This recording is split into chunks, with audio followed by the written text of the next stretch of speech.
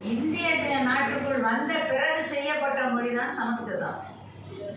அந்த சமஸ்கிருத குடும்பத்தினுடைய மொழி அபிபிரசா என்கின்ற ஒரு மொழி. அந்த மொழியிலிருந்து தோற்றுவிக்கப்பட்டது இந்தி. அதாவது 7ஆம் நூற்றாண்டிலேயே சித்பவ பிராமணர்கள் இந்த இந்தியை உருவாக்குவதற்காக 7ஆம் நூற்றாண்டிலேயே திட்டமிட்டிருக்கிறார்கள். 15ஆம் நூற்றாண்டில் இந்தியாவில் இருந்த ஏறத்தாழ 20 மொழிகள், அதாவது ஒடிசா, பீகார், சத்தீஸ்கர் போன்ற மாநிலங்களில் இருந்த அந்த காலகட்டத்தில் பேசப்பட்ட அத்தனை மொழிகளில் இருந்து சொற்களை எடுத்திருக்கிறார்கள். கூட தென்னிந்தியாவில் இருந்து பேசப்பட்ட மொழிகளில் இருந்தும் வார்த்தைகளை